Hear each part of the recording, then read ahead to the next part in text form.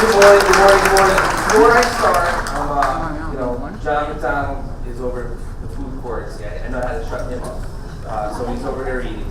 But our Assemblywoman Pat Payne's going to speak for both of them. And I got to say, they've been great partners with working with me as county executive. Things can't happen without working with the state. As much as they aggravate me 99.9% of the time, it's, they are there. She does listen. I think she wants to strangle me half the time, but, Pat's been a really good partner, and I have no receipt. Now, it is a good morning, extraordinary turnout today. Thank you to our county exec, because yes, we wouldn't be in public service if we didn't care about the issues, and so there are times that we have to debate, discuss, and deliberate on a whole host of issues, but we know we both care. We know our assembly members care. John McDonald is always here and always supportive. Great to see so many of our county legislators here today.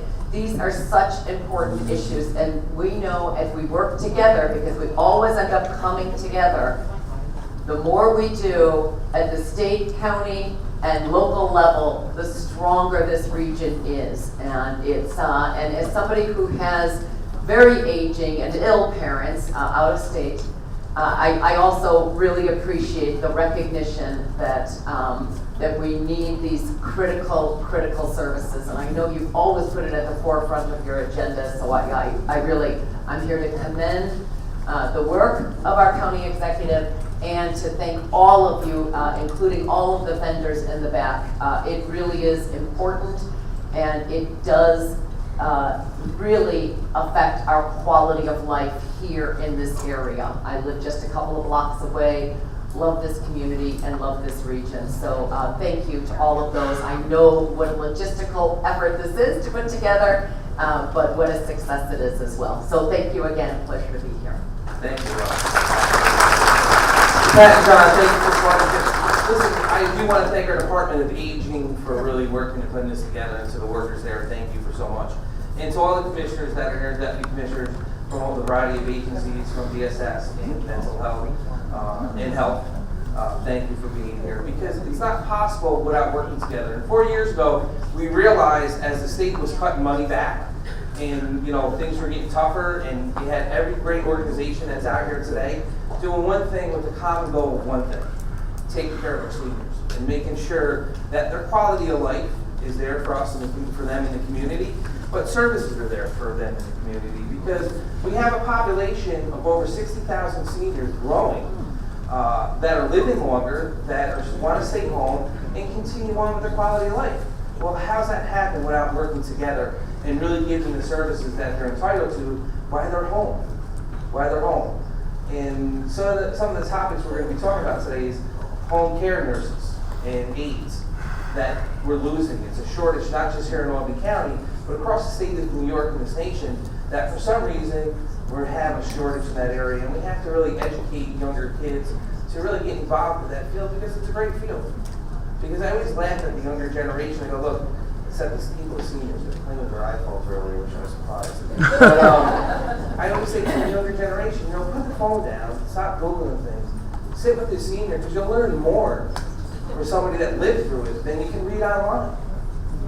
You have a value in our community, not because you paid your dues to just live and enjoy the golden years of your life, but you have so much more to give back, and we need to tap that resources and tap the younger generation of resources to come together, to work together. And hopefully in this partnership, that this being the 4th year that we're doing this, that we have the opportunity to continue to work together. But some of the scary things, what's going on at the federal level, is the resources that we may lose. They're looking at cutting back on Medicaid and Medicare. They're looking to cut back on a variety of the Hill Aid, I think it is, Ackman for another program, which is really going to be a ripple effect that comes down to every state. Then the state's going to cut back, and then we have to look at how do we provide these services for seniors when we're losing all this aid for programs that are in place for a variety of reasons, or safety nets in the community that protects that senior population. So we have to really advocate together, be one voice, so that they hear us on a federal level that basically, look, don't cut our services, don't take our money away, don't take our programs away, because here's the proof. Here's the difference it makes in a community. And we were honored last year to be age-friendly community from AARP, which Pat Fahey just got her card. So that's the best part of it. But there's a lot of things we have to do, and I want to thank Tom Stark for his work on that and his continued work on that effort, because really it's going to make a difference in our community, and that's what we need. But we need the dialogue. We need to hear from the different organizations, not just the different organizations, but we need to hear from the seniors in here. And my friend Michael, how do you say your name?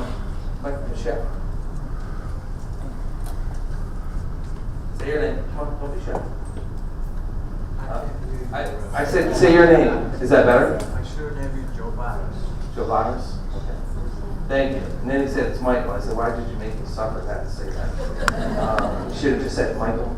But, again, we need everyone here in this room to really advocate, not just for your own organizations, but advocate for everybody and be heard as one. And we need the seniors in this room to really tell us what services are working, what's not working, and what do you want if it's not working?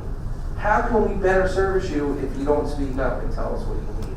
So I don't want to take up any more time, but I do want to say Dr. Benser's going to talk. If she brings up a watermelon picture that she did before, please, for God's sake, somebody explain that to me what that means. I had to walk out. I had no idea. She's holding that picture of the watermelon. I said, I've seen it all now. God, you can take me. But I still think about that. I have no idea, but it's already. But I do want to thank you and our legislator Mert Simpson for bringing his wife Joyce, who has her AARP card now. So Mert, thank you for taking your much older wife. But enjoy today, and remember, you have to participate and you have to be vocal, but we have to stand together as one. Because if we don't stand together as one, we're not going to change anything. And we definitely have to stay vigilant of what they're doing on the federal level. Because the last thing I want to do as county executive in 2019 or 2018 is really cut the budget on all these vital services. Because how can we afford to keep them? But how do we afford to lose them? So please stay vigilant, work together, enjoy today, participate, and listen. So thank you. And thank you to the Assembly members for being here, my county legislators for being here.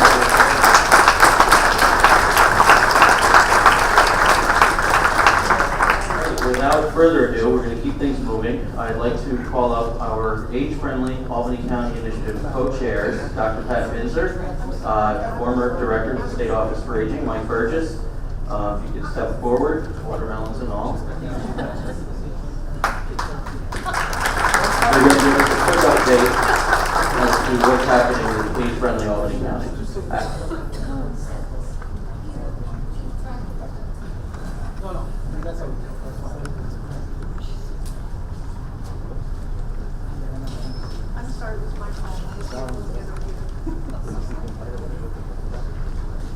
I did not bring my present today, but I brought my watermelon. And you will learn about our watermelon. And if you have not heard before about age-friendly communities in Albany County, if you were here last year, oh, it was just a celebration. There was our county executive, and there was Laura Early, AARP, and they posed for a picture, and the legislators stood behind them, and they said, yes, it's Albany County age-friendly. I think some people thought that was a designation. No, we were not designated age-friendly. We were allowed to participate and begin the job of becoming age-friendly. If you picture a big boardroom of the World Health Organization, and all these people sitting around saying, you know, we've got 22,000 cities, and we have their data, and we've analyzed those to say, these are the ingredients that make a city age-friendly. And there were 8 of them, but you'll hear more about that from Mike Burgess. And those things, okay, that was good. But then AARP, and they wanted, the World Health Organization wanted this for seniors. And then AARP came along and said, hey, why don't we make it 50 and older? Because 50 is our membership age. So if you're 50, you're eligible for AARP already. And AARP has a marvelous set of websites. They have more data. And if you're interested at all in age-friendly Albany County, you have got to go spend time exploring AARP's age-friendly websites. And our group talked about this as seniors, fine. Over 50, okay. But what about the rest of the people that live in Albany County? Don't they deserve friendly communities? So if you, I guess we don't have a big logo that we had hoped to have. For our logo for age-friendly Albany County includes all people. It doesn't matter how old, how young, but it's everyone who lives in Albany County deserves to live in a friendly community. So everybody here has aged since you walked through the door. And you have all started to talk and be friendly. You're not all the same age, you're all different. And so as we looked to see what did they really suggest we do. What's the requirement? The requirement is to set up stakeholders for the 8 domains that they say make up the ingredients of an age-friendly community. Okay. Then they said, you've got to do some research on data. Who lives here? Who are these people? And we throw out the number 60,000, 60,000, 60,000. But what about the rest of the people that live in Albany County? They need to have their data collected too. And then after we do that, we look at the domains, and we've got 40 people all ready for great jobs, ready to go to work, analyzing all those dimensions of a great city. And we have Dr. Keith Chen from the university who's going to do the research for us with his students to get real data. But what about the rest of us? Where do we fit in? And that's the important part. And I thought, okay, what I think we also need is a community council.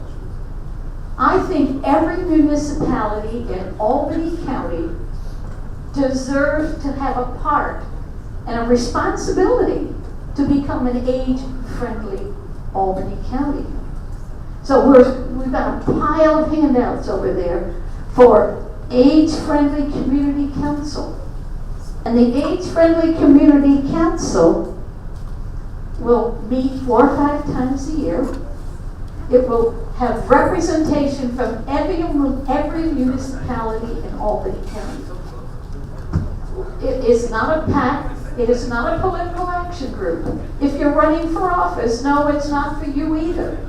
We're looking for just regular residents who represent their municipality. We're looking for one person over 60, one person under 60, hopefully well under, that will join the community council as a liaison from their community and Albany County as a whole. So it is not a place where you're going to say, oh boy, I'm going to make my name on this one. No. I'm looking at the watermelon that represents Albany County. Because the requirement is, after a year or two, that we collect the data from the domains, we collect the data from the research, and we say, we submit one report from Albany County. And that one report gets sent and has to be approved. And until it's approved, we are not designated an Albany-friendly county. So there's a lot that needs to be done, and by using our Albany Community Council, we will have our group meet, and then, but what about the watermelon? I know you're curious about the watermelon. I look at the Albany County as a whole. And the whole of Albany County is the whole watermelon. And once you start to say, well, what's going on in each of the municipalities? Well, I don't know. Because I'm looking at the whole watermelon. And until you cut it open, you don't know what's inside. Until you look at each municipality in Albany County, you don't know what they offer. Each municipality, even the little ones, and not just the city of Albany, each one is valuable and contributes to Albany County. So I'm asking that we each start thinking about becoming a slice of the watermelon. If you live in Albany County, if you live in a municipality, you're part of the slice of the watermelon. What you do and how you do it and how you interpret where you live, you're part of the slice of the watermelon. So this is where we're going. We're going to start asking for volunteers to say, I have an interest in joining your community council.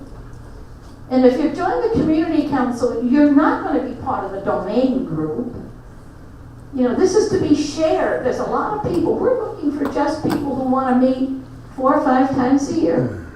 They want to share and represent their municipality and say, I'm here to speak. You hear that? It says I've used up my time. I set a timer because I knew I'd talked too long. So,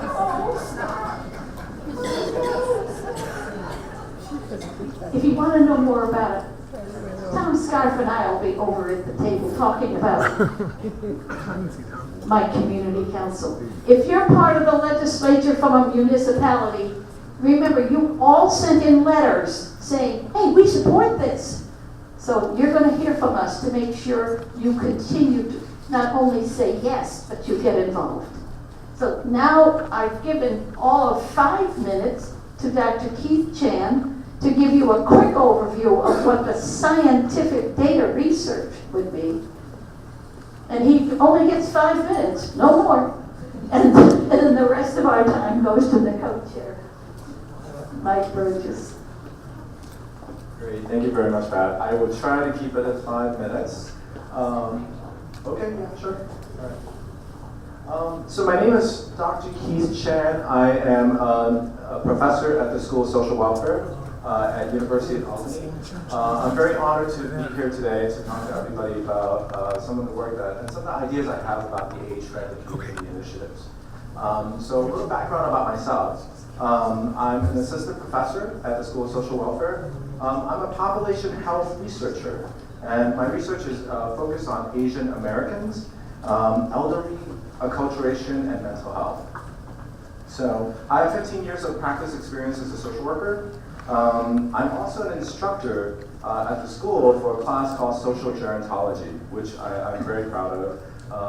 We actually work a lot with our social work students who graduate and go on to work in senior services all around the entire county and also around the state. In fact, I was just walking around earlier today and I saw that I recognized many of my former students right here in this room. I also have some past research external funding from the Hartford Foundation, the Council on Social Work Education, and also the National Institute of Health. So a little bit about a university partnership and why this is beneficial for our initiatives. We have the Internships in Aging program, and we've actually provided over a decade of developing a pipeline of geriatric social workers through our internships in aging projects.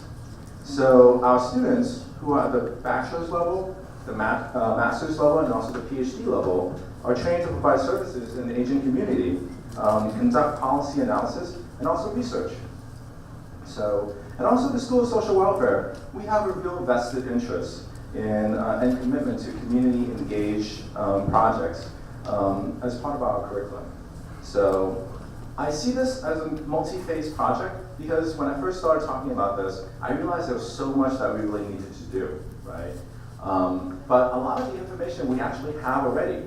So for example, the population health data around questions of who are the people living in the different municipalities, what kind of services they're using. A lot of this is already available to us. So this can provide a framework as to how we actually start looking at these issues, right? How we target certain communities and also certain needs and strengths and challenges. Many of our communities have a lot of strengths. There are a lot of services that we're very excellent in providing, and I also am interested in just hearing everybody's voice. I think part of this project really needs to be data-driven, right?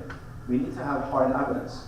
So part of kind of what our county executive talked about was that in order to really make differences and to show that we have a need for services, we need to have science. We need to have evidence. So this is where gathering data really is helpful for this process. So a few things also about myself. I grew up in New York City. My mother actually worked as a garment worker, and my dad's a baker in Chinatown.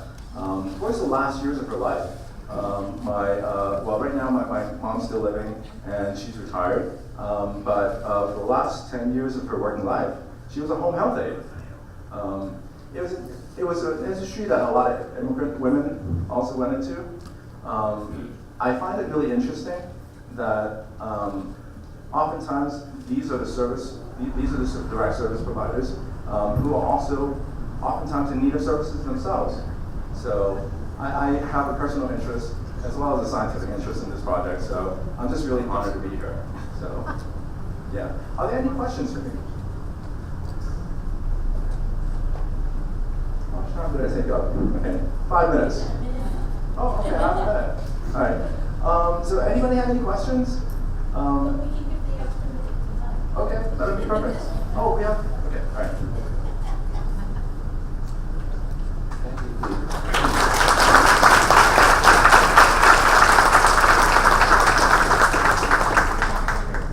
Thank you, Keith, and it's great that we have a partnership with SUNY Albany in doing this project. And I'd like to introduce another partner here, my longtime friend and co-worker who I work with at Statewide Senior Action at the State Office for the Aging, Greg Olson, who's the acting director of SOFA, as many of you know, so give him a hand. And when we were at SOFA, we worked on Livable New York, which forms the basis for a lot of what we will be doing in this age-friendly project, because that was taking all of these domains and maybe even more to discuss how you make a livable community for all ages. Now, for the project that we're working on, the 8 domains, I just want to go through them all, mention them to you. Outdoor spaces and buildings, transportation, housing, social participation, respect and social inclusion, civic participation and employment, communication and information, community and health services. So there's 8 of them. We're really looking for volunteers, as Pat said, for both the community council, but also to work on the committees that will be looking at these issues. And we're probably going to group these in 3 areas, even though we'll deal with all 8. We'll deal with the infrastructure ones, the first 3, outdoors, transportation, housing, and then we'll deal with social participation, respect and social inclusion, civic participation, and communications. That could work together. And community and health services is so big that that should be separate. So we need the data, but you all make Albany age-friendly. You're out in the community, you're working every day to make this county better. And we're going to need your input because you know what's happening out there. You're going to be working on, hopefully, on all of these committees and working together with our partners at SUNY Albany, put together what your experiences are, what the data and the research show. If any of you want to be on any of these committees and you haven't signed up yet, I hope you'll sign up over here or see me and then sign up over there. And you know, just so you get the perspective, what is age-friendly? Well, friendly for all ages. Look at Madison Avenue. Talk about a complete street, something that AARP worked on. Calming the traffic so it's pedestrian friendly, and biking on that lower half of or the upper half near St. Rose, I think is where that's going. It's age-friendly when you do universal design and housing, when there are grab bars in the bathroom and other places, and the doors to get into the apartment are wide enough for a wheelchair. That's age-friendly. So there's so many things that need to be done. And in terms of healthcare, we're working with Albany Med, who has a table here, my friends from Albany Med, because care coordination and care transitions, to make sure that when you leave the hospital, that that's not the end of it. You need to be given the resources so that you don't end up back in the hospital. All of us know that, right? And this is the type of thing that we need to change. Finally, the reason we're all here, did anybody see the CBS News Friday night? Nobody watches that anymore, do they? I did. Steve Hartman, you know who he is? He's a reporter that's on the road like Charles Giroux. He's actually a local guy. He lives down in Catskill, I think. He always does human interest stories. And this is why we're here. The last story was about a woman, 90 years old, who wrote a letter to her neighbor. She didn't know the neighbor's name. She had a question mark in the address. She said, "All of my relatives are dead. I have no friends. There's nobody here that I have to be with me. Would you be my friend?" Well, the woman was taken aback by that. And that began, as they told in the story, a friendship, not only of her bringing her children to see this woman, and then she's gone into a nursing home, and they continue to do that. But the younger woman was so touched that she formed something called Pen Pals for Seniors. And that's a website, I guess, so you can look that up. But that one little incident, I think, shows you how to make something friendly and to take it beyond that and use the internet and social media. And I think that's what we should all be looking at. What are those things that can fill the gaps to touch people where they're at? So let's try to work together toward that end. Thank you.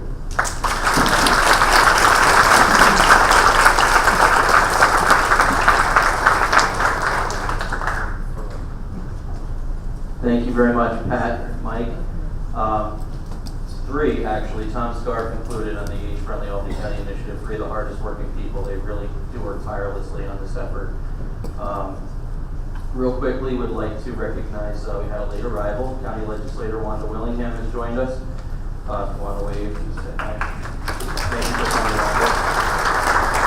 Wanda. At this point, I will bring up our first panel. We have an all-star lineup this year. We're very proud of that. If I could please ask Amy and Rebecca and Bill and Gail to step up.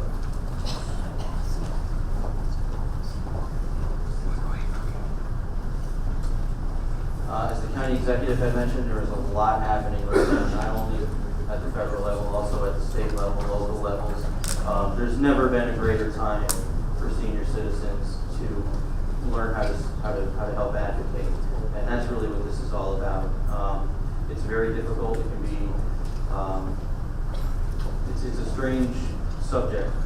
It's one thing to read a headline or a news article, but to fully understand what really is happening is not an easy concept. And so these folks sitting right here to my right are experts. Some from far away. We have Amy, who came all the way from Washington to be here. Amy Gottwalls, Rebecca Prevey drove all the way down from Franklin County. It's a beautiful ride, but it's a long one.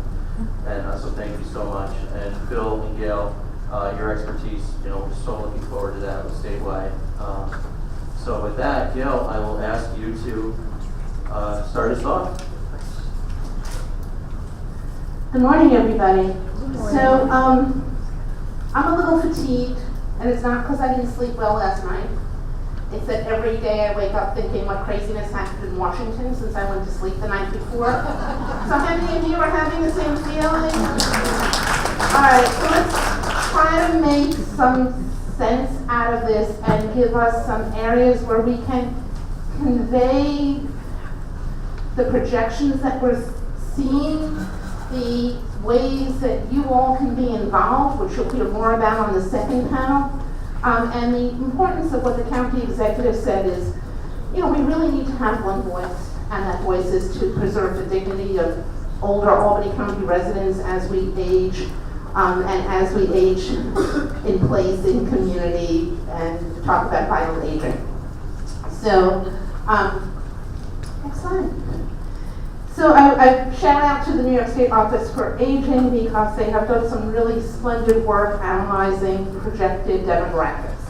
So what you see from their county data book is the 2015 mark, people who were age 60 and older in Albany County made up about 22% of the population. But as we move to 2040, that's going to grow to 25%. So just think about, many of us living well and longer, but many of us also are worried about the resources that will be available to make sure that the growing population of older people gets the services they need. Next slide, please. And so what you can see in 2040, breaking down that same 25%, is that 60 to 74 age is going to be 14% of that. And generally speaking, we talk about the younger seniors being those that need less services, but that's not necessarily true. But if we do need less services, our voice is incredibly important to be advocating for the services that either ultimately we will need or that our neighbors will need. And as you can see, 8% of the population, I say 70s is the new 40s, I don't know if anybody agrees with me, but 75 to 84 is 8%, and then what we often consider the more frail elderly, 85 plus is 3%. Next slide. So what we really also need to look at, again from the Office for Aging, is the projected number of people who are, in this case, age 65 plus, who will have some disabilities. And that number goes up. And when you think about persons with disabilities, they are vital members of the community, but they often need, in order to be able to be living in their place of choice, assistance with activities of daily living. And that means often having the ability to hire home care aid, or be part of ISIP, or other services, including Medicaid, to be able to offset some of the costs, or all of the costs of that home care aid that lets our neighbors continue to live vitally in the community.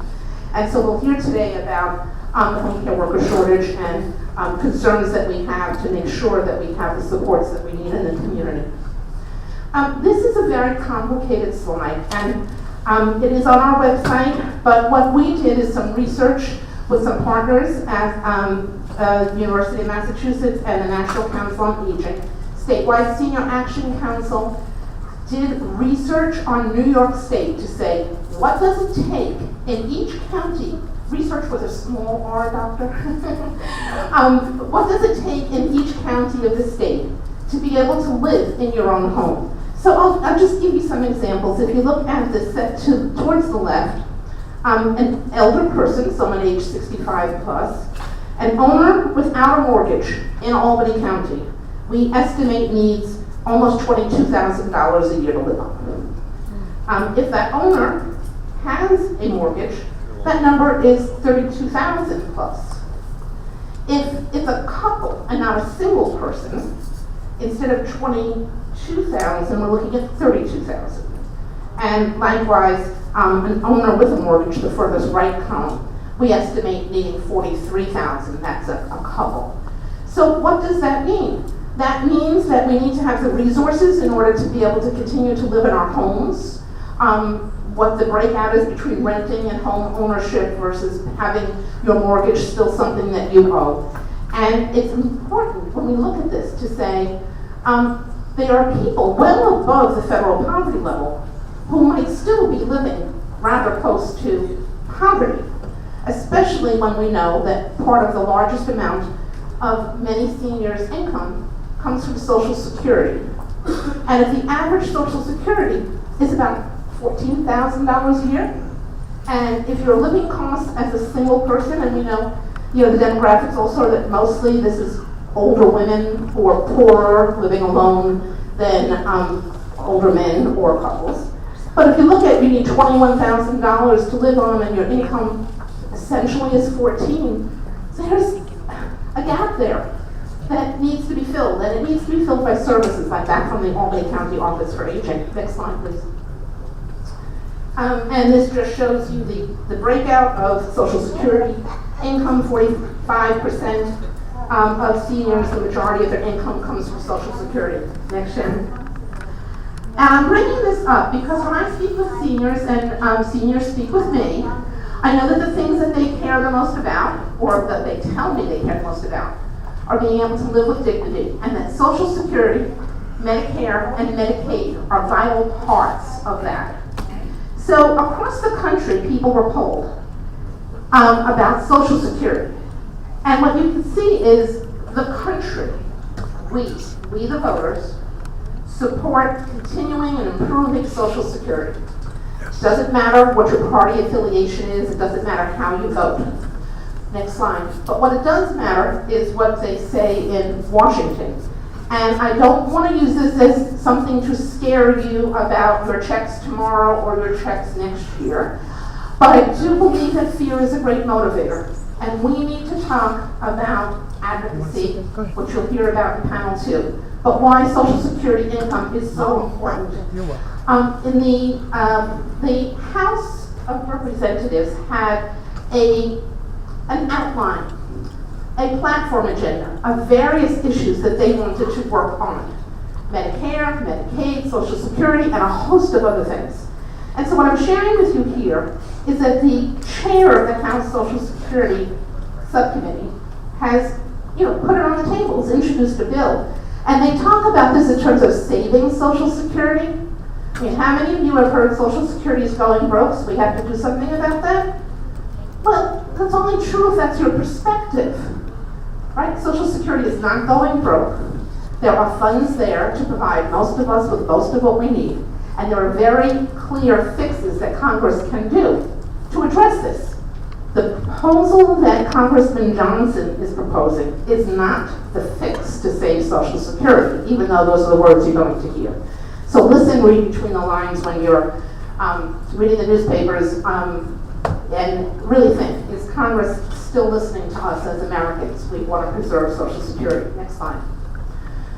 All right, the Affordable Care Act. So, my task today is to do the Affordable Care Act, replace and repeal in 14 seconds, so bear with me. The first thing I want to share with you is that during the summer, when the House was considering what they were going to do to repeal and replace Social Security, they talked about an age tax. Did you hear the word age tax? I want to reinforce for you that that age tax did not mean for anyone who is 65 and older on Medicare. That age tax talked about people who purchase their insurance through the exchange who are under 65 years of age. And when they purchase it through the exchange under Obamacare or the Affordable Care Act, there was a weighted system for the younger, healthier people to keep the rates down for that older cohort of people 45 to 65. That's what risk adjustment is in insurance.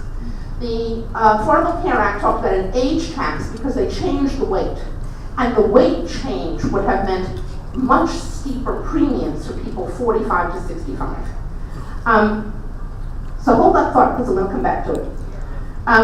The proposals, whether it was the House bill or a new bill that's voting through the Senate parliamentarian told the senators they had until September 30th to get their acts together in order to use that simple majority of 51 in order to pass a health care bill. We saw the last time they voted, they were one short. They now have come out with a new bill to try to beat that September 30th deadline. So you've been hearing about this a lot in this paper. All of the proposals, House bill, Senate bill, no matter where you're looking, when it comes from the majority of both houses, the Republicans, also radically restructure Medicaid. And what we know about Medicaid is that it is really important for seniors. We don't generally have long-term care insurance. Medicare does not cover long-term care. Medicaid is the biggest payer of long-term care across the country.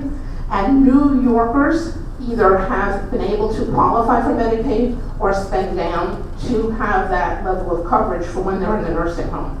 And it's really part of having our Albany County nursing home vital and having quality services for all of us. There's also another very large tax cut hidden within some of these proposals to repeal the Affordable Care Act. And all of those have an impact on Medicare. So why? Well, if someone from 45 to 65 years old decides they can't afford the health insurance through the exchange because the premiums are so high, they're going to do what many of our friends and many of us did before the Affordable Care Act. They're going to say, oh, I hope that all of my body parts stay in shape until I hit 65, so when I get to Medicare, I can finally get to the doctor or the hospital, right? We know people who have been in that circumstance. So when these people opt out of getting insurance, and they will opt out because there will not be any requirement, like under the Affordable Care Act, that everybody have coverage, when these people opt out, they're going to come into Medicare sicker. And they're going to use more money. So what does that do to Medicare? It's a risk pool. Generally, we like to think of the younger people coming into Medicare coming in healthier. If they start coming in more fragile, more sick, needing more resources, it's going to impact the overall money for Medicare in general. So there's lots of reasons to be very concerned about the younger people in the age tax. Now, Medicaid, slide. We need to think about Medicaid. I've already mentioned that it's long-term care, that it is many, many, many seniors in this county and throughout the state that are impacted if there are changes to Medicaid. There's some very policy-level discussions.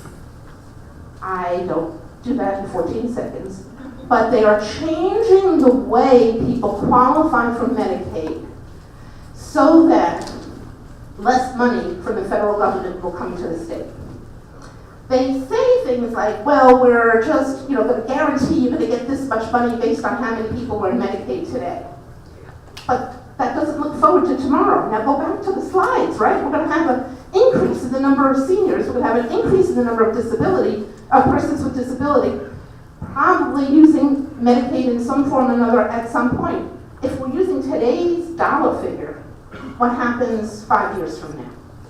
Now, the other really big issue about Medicaid is the size of the hole it blows in New York State's budget.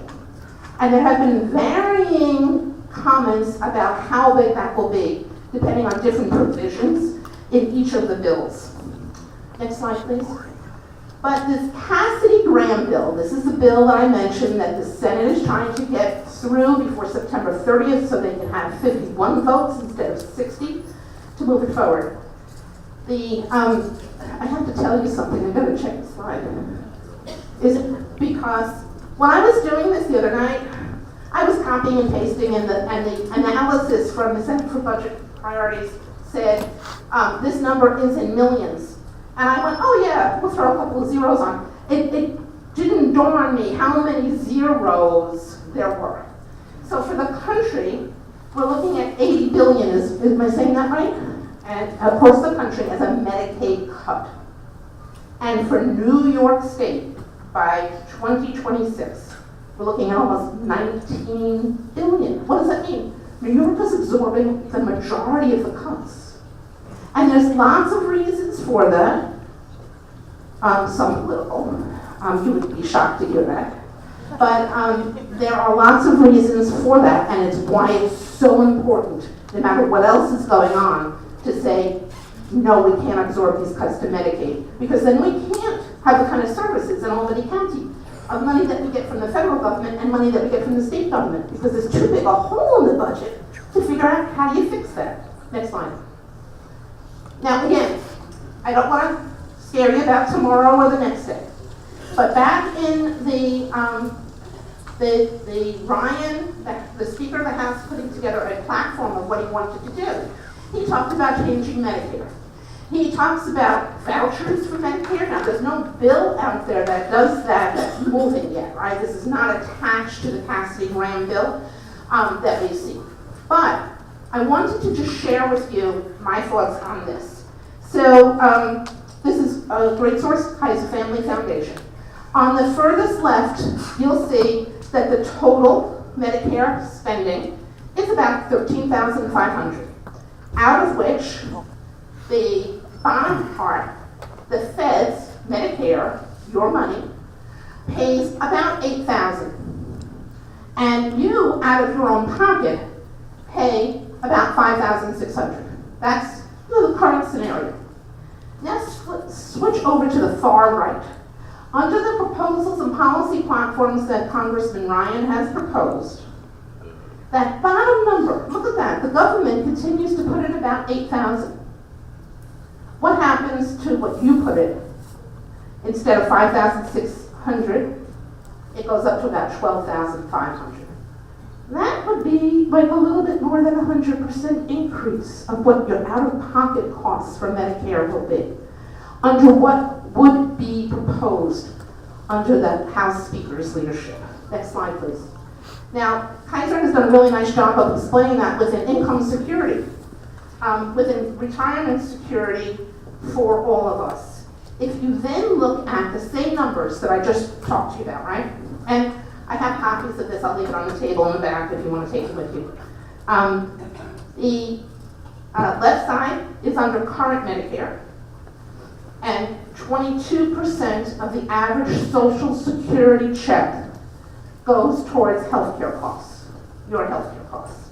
Under the proposal, if it were enacted, almost half of your Social Security check would go towards healthcare costs. So that's why it's so important to talk about retirement security, being able to live in the place that you want to live, that you can afford to live, and having the supports available. Next slide. And then I end, and our panel begins. But I think in terms of advocacy and what we can do better, this really gives us a voice to repair Medicare, a voice to repair Social Security, not to fix it by cutting, but fix it by improving. And there's much to do to fix it. But what we could have is an improved Medicare for all, for people of every age, and a Medicare that includes hearing, because we have ears, and vision, because we have eyes, and dental, because we like to keep our teeth, and long-term care. And we can have the will to do that. One of the bright spots might be the ability for states to submit waivers for Medicare and Medicaid, and to be able to create their own systems. A lot of what I'm seeing, those waivers look like negative things. They look like decreasing the quality, making it harder for people with pre-existing conditions. New York has the opportunity to advance its own single-payer improved Medicare for all. So there's also opportunities. So I hope I didn't scare you all, but what I want to do is put just a little heat into your need for action, and that's where we're at. So, thank you, Gail. I just wanted to reinforce one of the things that Gail said, and I know my colleagues are going to comment on it as well. And it's just the whole impact of the federal budget on the state of New York, and then the impact that happens at the county level. And I think the county executive said it very well when he said that we need everybody involved in this process. Everybody has to pay attention to what's going on in Washington, what's going on in the state. So when you look at an $18 billion impact, I think Gail mentioned, if certain Medicaid cuts go through, what's going to happen in New York State, and I'm a lobbyist for ARP right here in Albany, what happens is the state government has to compensate for that loss of funding. And I know Gail's going to talk a little bit about the federal budget, Amy. But the impact will be so great in New York if those budget cuts go through. Because the state, the governor, and the legislators, and I know we have a couple in the room here, they have to scramble within the confines of 4 or 5 months to put together, I believe, a $136 billion budget in the state of New York. And so if you have an impact of $18 billion coming through the pipe, so to speak, it'll have tremendous impact, and all that impact flows down. It flows down from the federal government, it flows to the state, and then flows to the county level. And I know my colleague Joe Stelling is going to talk about how to get involved in certain issues at ARP, but that's one issue that ARP is very concerned with, is the federal budget and the impacts on the state and the impacts on the local level. And the one issue that I think that's important is just the impact on home and community-based care and home care health aides that I think comes from when you have such a big federal deficit and a state deficit. There's no room for innovative ideas. There's no room for home, non-Medicaid home and community-based care services that I know we're going to talk about later. But it's just to throw that out there. The threat is real if some of these budget cuts go through at the federal level. It's very real at the state and very real at the local level. So I don't want to sound, negative or scary, but it's very important and very timely to have these functions to talk about these issues. And once again, the county executive said it very well. We need people involved in this process. You cannot sit by and watch what's going on in Washington and the state and not be involved. So I just want to leave you with that, and I think Amy's going to talk a little bit about the federal budget and then some of the local impacts at the county level and the state level. And if there's any questions for right now. Okay, very good. Thank you. Thank you so much. I'm going to stand because I couldn't see you all. So I thought you can't see me, although I brought some slides along to hopefully follow along, if you will. It's such a pleasure to be here. 2 things you need to know about me. Schenectady born and raised, so very pleased to be back in the capital region. Great excuse to visit my folks, to come up here as well as to talk about what's going on in TC, which is not always my favorite thing because it is a little crazy, but also wonderful to get out of that place and hear from folks who are doing amazing work in their communities, specifically today, of course, Albany. Second thing you need to know is who my employer is. So essentially, we are a membership association of offices on aging, right? Their area agencies on aging is the common term used across them, even though obviously folks vary it, like it is here in New York. And so we advocate for older adults, but we do it through the lens of what our area agency on aging members want us to do. So we're kind of coming from that local entity perspective. So building on what Gail said, she gave you the great stats about the aging of this particular county and your individual communities, and that is obviously, and I think you all know this, a trend that's nationwide. It's not just New York. Essentially, we're all becoming Florida. 1 in 5 older adults in Florida are, 1 in 5 people in Florida are older adults right now. The US, on average, will hit that statistic in 2030. Where that is then our entire country. Unfortunately, Congress and policymakers nationally aren't really dealing with this. In fact, some cases, as Gail's presentation pointed out and Bill's comments reinforced, are actually moving in the opposite direction and not doubling down on the critical aging programs that help older adults live most successfully at home and in the community and save healthcare costs. So it's frustrating. I threw up a big, scary to-do list that is not. I'm not leaving you with it. I think the next panel is going to give you your marching orders. But this is what the leadership in House and Senate and the new administration set out to do. Here was their to-do list they put on themselves. Some things they had to, some things they want to. Obviously can't get done really quickly. Top items in blue are the things that they have completed fully. Some green items you see there are ones they're partly through. They've addressed in some form or fashion, but there may be more to do. And everything else is still stacked up and waiting to go. All I'm going to talk about today, before you get really scared and start heading for the doors, is the part in red, which is the federal budget and how that will drive and change what you're able to do here, whether in age-friendly communities and also supports for older adults who need them in the community, as Bill talked about. Next slide, please. So this is kind of really, for most of us as voters and citizens, this tends to be a very common approach regardless of any party affiliation or other thinking, is we love to cut the fat. We love to have fewer taxes and to make sure that all of our taxpayer dollars are being spent wisely and the most effective way. But then when you see what cutting government programs means, then often the reaction is, wait a minute, not that. But that's essentially, next slide please, the natural tension between we want to be able to support people. We can disagree on how it's best to do that. But inherently, it all comes back to the budget. Where are you putting your money? You're putting it where your mouth is. So I thought it would be good to show everyone really what is in that larger federal budget. That gets talked about a lot, but you could listen to a lot of people and still walk away thinking, I'm not really sure. How big is international aid? How big is this? Hopefully the color transmits all the way to the back of it. But essentially what you're looking at is from the dark blue at the top, Social Security, all the way down around in that wedge that's almost 2/3 of the budget. Before you hit the yellow, That's all what we call mandatory funding. It's happening, set up in law by Congress, yes, but they don't touch it every year. It's the funding that automatically flows year to year. They can change that, they can rework the programs, the kinds of changes that Gail was talking about are that essentially would change, obviously, Medicaid, could affect Medicare, and et cetera. But it's not something that every year they say this is what we're spending on. The two yellow wedges is actually the amount of dollars, we call them discretionary, because Congress is choosing exactly how to spend them every year, right down to that federal program. So the low-income energy assistance program, LIHEAP, help keep seniors heat on in the winter, cool them in the summer. This exact spending dollars are determined federally every single year. Every Older Americans Act program is determined every year.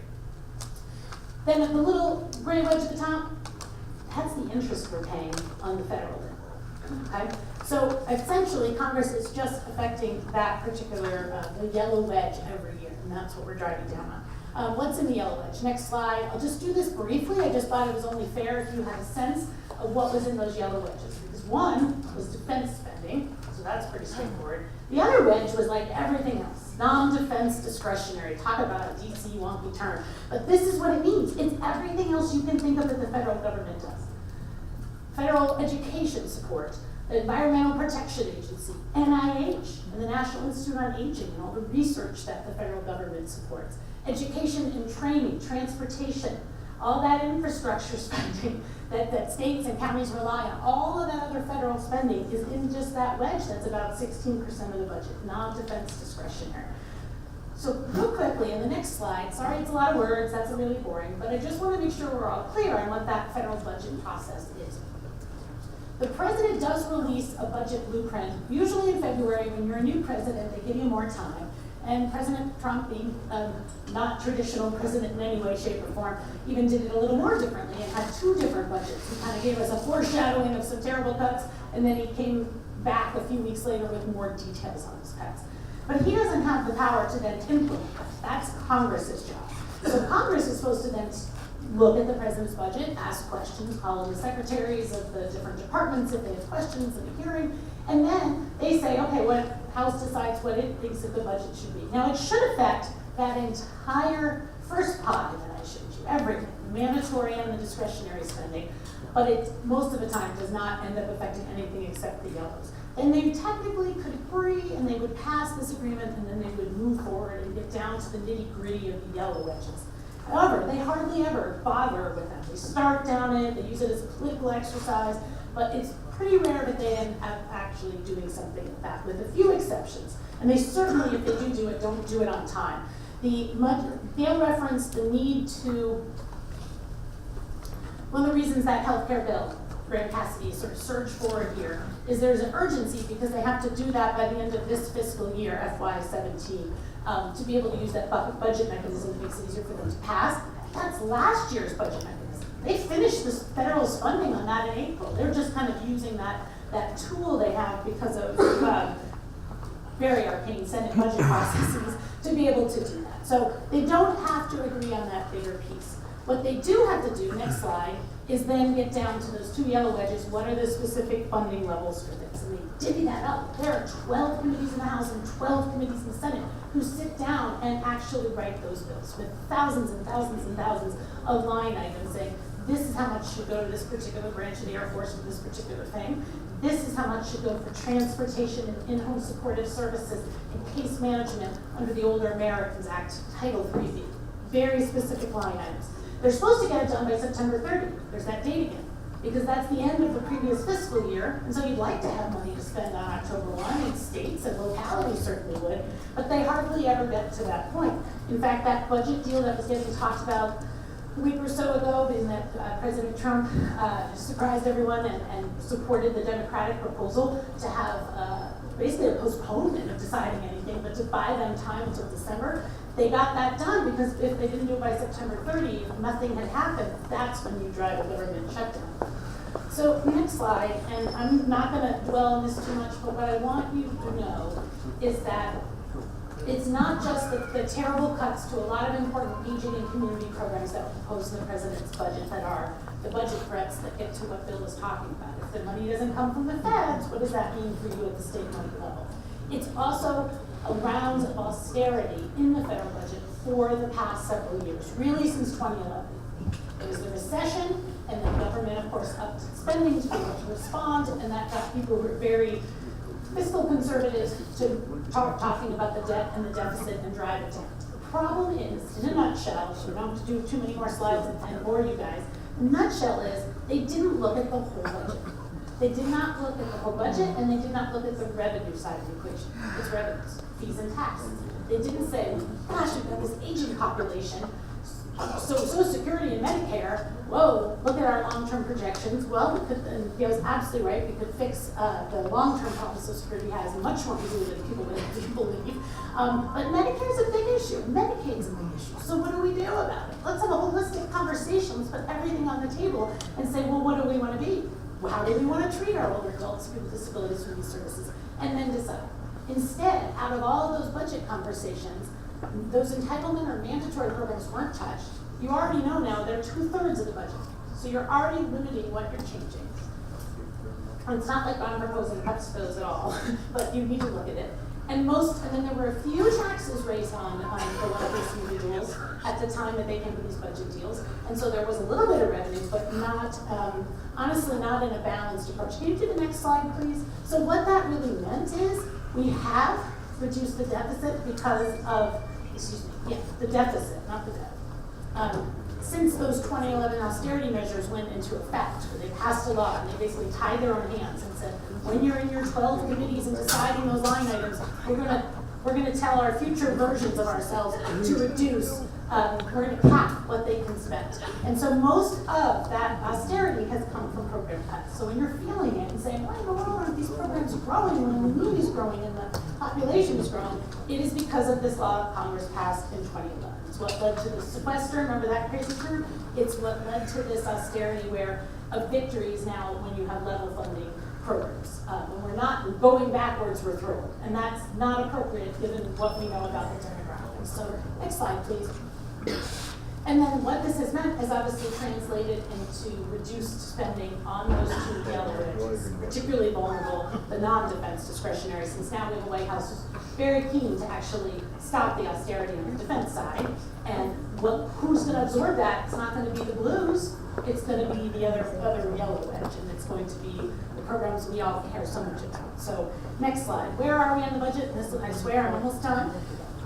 There were those were dire budgets that the new president put out back in the spring. For the most part, though, Congress is moving forward. They didn't pass those budget resolutions like we were talking about, the big, broad spending blueprint, but they are getting close to finishing up the actual spending bills, the appropriations bills. The House actually passed all of them, finished this work up just last week. And they have a few more months. They bought themselves time with that deal that the president cracked with Democratic leaders. So they have now until December 8th to basically figure out House set these levels, Senate set these levels, what are we going to agree on is the final and pass it into law. One or two more slides. Okay, so what's in it? What's in these House and Senate bills that I was just referencing?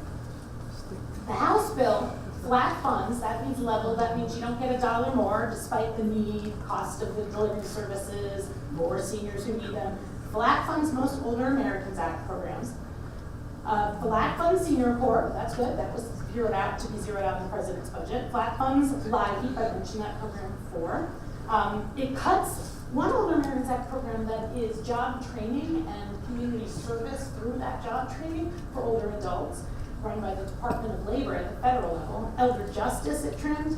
And here's the really bad part. The House spending budget that went through last week would eliminate what I call a SHIFT program, State Health Insurance Assistance Programs, what you all know as HICAP, just eliminate it. The Senate, which did its bills a little later, so we were able to focus right on the Senate in the past few months to say, do not do what that House did, do not eliminate the SHIFT program.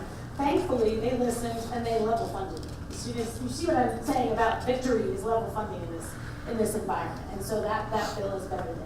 On the House floor, my organization was able to work with some great congressional champions, one from New York, I know not from this specific region necessarily, Congresswoman, how do you say it, Stefanik? And you might think, okay, thank you. But she, oh, apparently she got the nominee, okay. Well, she did good, as well as another congresswoman, another Republican from Arizona, who knows their area of agencies on aging very well and wants to do good work for seniors. And they actually went in and on the House floor got an amendment to boost 3B supportive services of older Americans Act, rides, case management, helplines, by 14 million. So you need this tiny little drop. So it's about a $350 million program. So it's a small increase, but we will take it. So what in the world's happening next? I don't know. My crystal ball couldn't be more cloudy. Everyone's in DC is completely rewired and on the fritz due to just how much things have changed in DC. Any conventional wisdom we used to come out and prognosticate is gone. I mean, things just aren't happening the way they used to. You never know what this president's going to do. Whether you love it or hate it, it's always a surprise. And so it's very hard to know. Those two spending bills, what I would normally say is they will negotiate that. House and Senate, it all happens behind doors. It's mostly staff preparedness. So when we need to push to make sure we say, do not let zero fund ships. The Senate, you need to take the Senate numbers. And, oh, look, the House bill has more money for Older Americans Act. You need to take, for that one program I was just talking about anyway, you need to take that one. And we advocate. And then hopefully by December 8th, when their extra time they gave themselves runs out, there'll be one bill together that's better. But so our fight is not over. It's very focused now again between these two bills. The old Trump budget doesn't matter so much, except I think it does serve as a sense of what the fights ahead will be. We might not always be as lucky as we've been in this particular environment. But I could be completely wrong, because you just don't know. We don't know which president's going to show up, who's he's going to work with, what his take is going to be, what's going to happen. So that's the best I can leave you with, and certainly hope that as you talk more about advocacy in the second panel, you put on your punch list to make sure friends and colleagues in other states are important too, to make sure we can try to make sure that we don't lose that high cap program here in New York and its counterparts nationwide. Thank you so much for your time.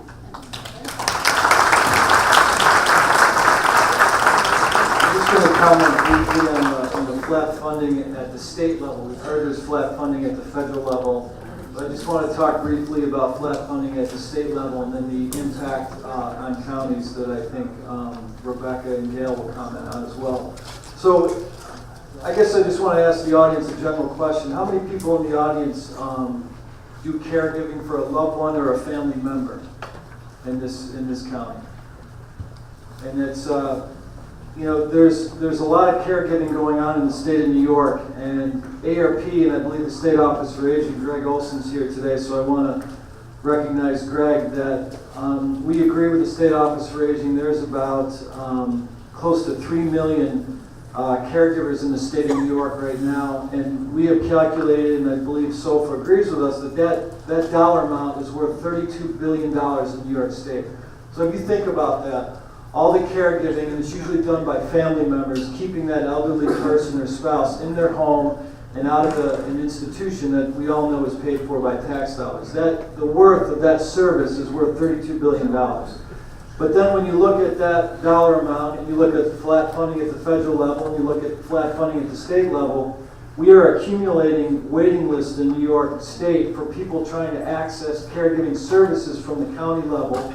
And the number, I believe, is about 17,000 families. So you have flat funding at the federal level, flat funding at the state level, then it turns down to the counties that they're flat funded. And the ARP's belief is that we have accumulated this waiting list of 17,000 people. And the fact, you look at the worth of what these families are doing all across the state, is worth $32 billion. So ARP has a position that the state of New York needs to make an investment in these family caregivers. If they're providing all this service and all this flat funding is going on, they need to make an investment. They need to put more resources in the State Office for Aging budget, and then they need to turn some of that money back down to municipalities to clean up some of these waiting lists. It's something that ARP's been working on for 4 or 5 years now, and the problem is not getting better. When someone calls up their county aging office and they're doing an activity of caregiving that's worth so much money in the eyes of the state government, of saving money that they would have had to spend on if that person went into an institution, we think the state needs to make an investment. When they call that county office, they should not be told that they have to be put on a waiting list. You're going to have to wait a week. You're going to have to wait a month for that service. It shouldn't happen. You know, we spend a lot of money in the state on a lot of things, and one thing that we should not make our taxpayers wait for is a service like a home-delivered meal or transportation to the doctor's office. It should not happen in the state. We're one of the wealthiest states in the country. We should take care of our seniors, and we should take care of that waiting list of 17,000 people. And it's something that, you know, I hope that we get more into the media in the 2018 session. We hope we get it more into the county, local offices, and get more people involved in this issue. But it cannot linger, because I don't think, you know, based on Amy's presentation, things are a little crazy in Washington right now. We have flat funding. There may be deficits, so we can't really count on them. So we're going to have to count on ourselves. We're going to have to count on the governor, and we're going to have to count on the state legislature to solve this problem. So the one idea that ARP has to clean up this problem is to advocate for close to a $25 million addition to Greg's budget at the state level, that in turn can allow Rebecca and her colleagues across the state to tap into that money at the local level, the county level, and provide the services that people need. So I just wanted to put that out there. And I know I mentioned my colleague Joe Stelling before, and Joe's going to talk a little bit how ARP wants our membership and hopefully many people in this audience to get involved in that issue. And that's the last time I'm going to mention your name today, Joe.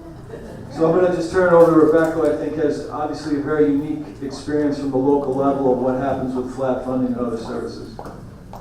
Good morning. I'm going to stand up as well just because I've been in the car for 4 hours. First and foremost, who knows where Franklin County is? Oh wow, I'm very impressed.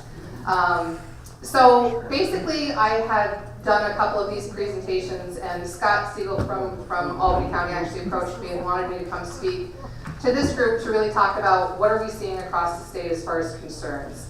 And something that we looked at very locally that I initially thought was a very rural issue in our small community really has turned out to be a much larger issue across the state and, quite frankly, across the United States as a whole.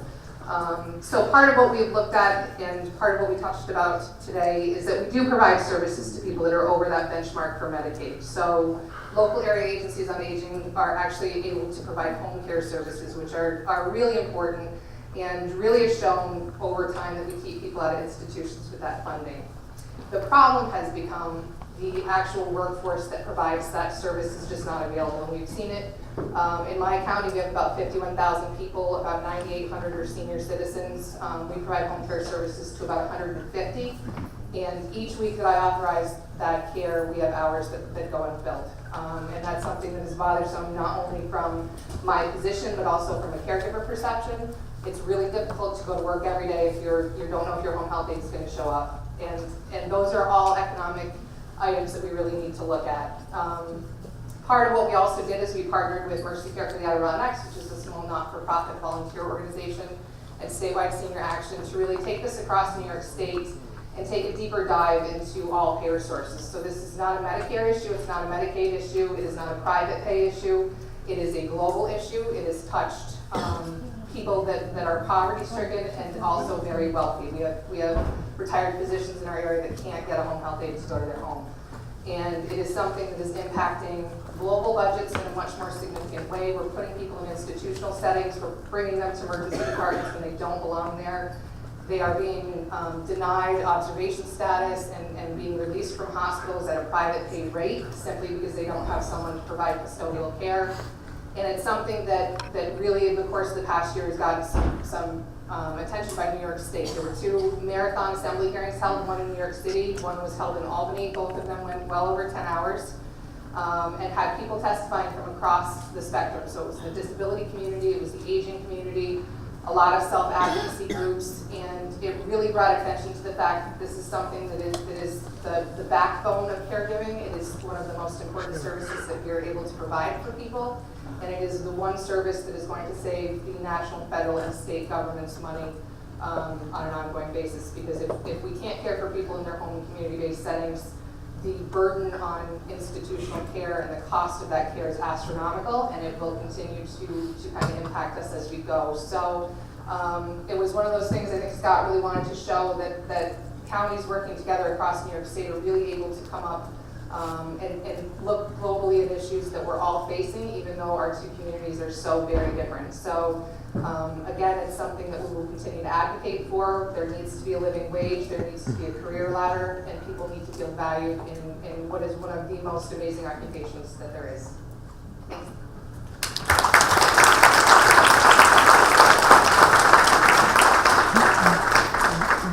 Is there any questions from the audience? Joe? Yes.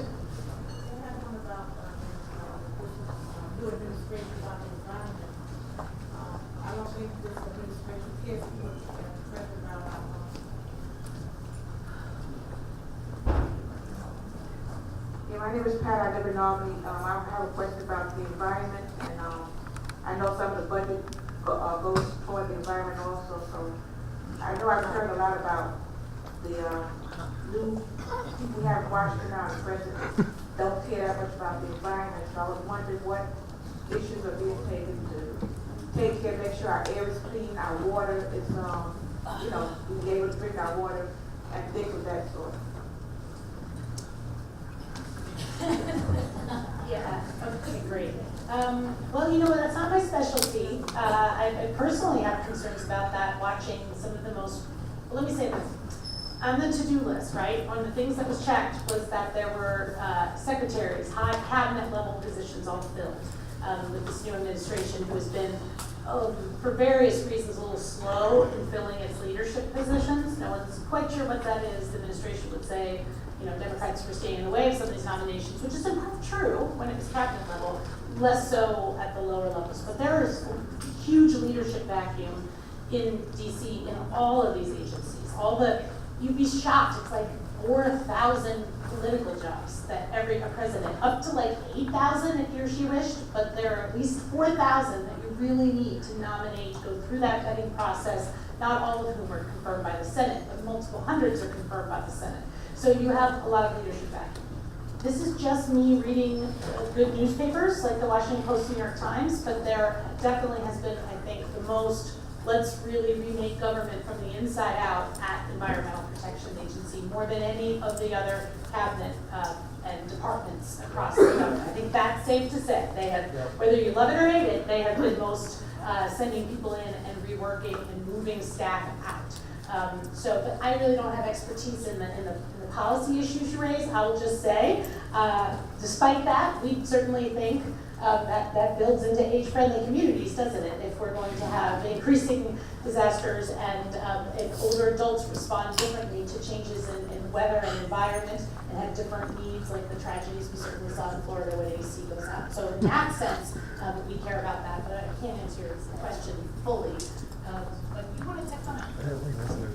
I just wanted to just make one thing. The legislature in the last 2 years has put money towards infrastructure for clean water. Obviously, what happened in Hoosick Falls was an issue, but ERP doesn't work on that. But just for general interest, and I know that we're getting pulled here on the panel, but I just want to mention one other issue. I know Mike Burgess has a comment. Is the National Grid rate increase? National Grid obviously is the supplier of gas and electric in this county and throughout upstate New York.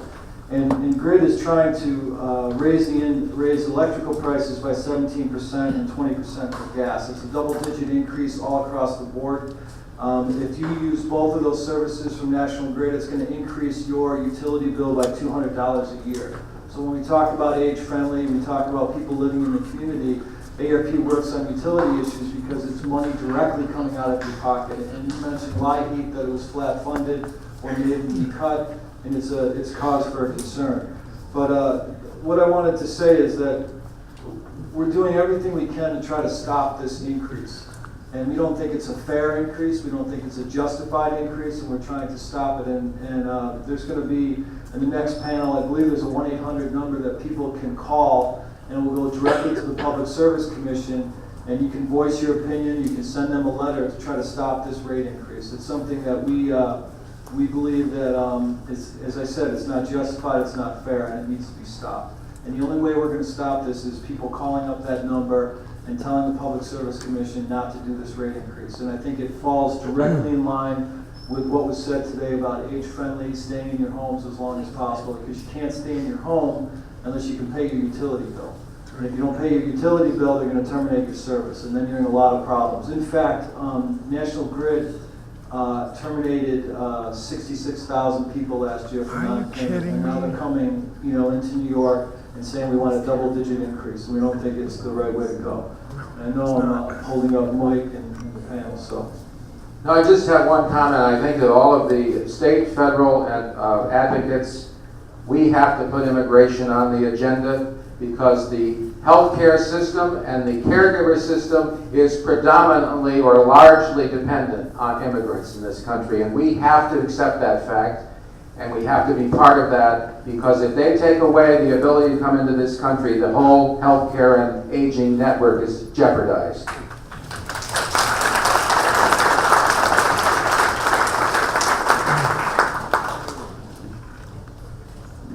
Very well said, Mike. Thank you very much. We're going to do a real fast change here. We're a little behind schedule. If I could ask how about one more round of applause for this part? Very important, vital information. Thank you very much for being here.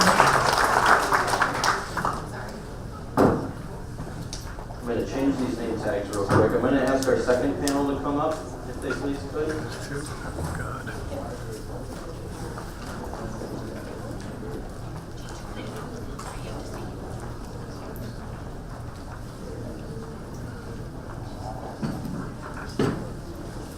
Phone number to call for the National Grid.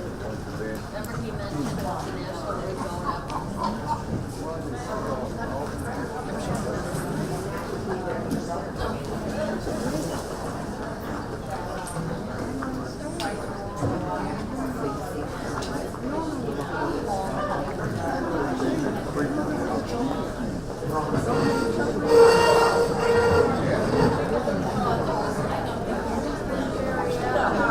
So if you want to take a, stand up quick, stretch, I understand. Oh, good. I can stop. A bit, so if you need to get up and grab a cup of coffee in the restroom, whatever it is, but we are behind, so we want to make sure we get into things. So I'm just going to jump right into it. The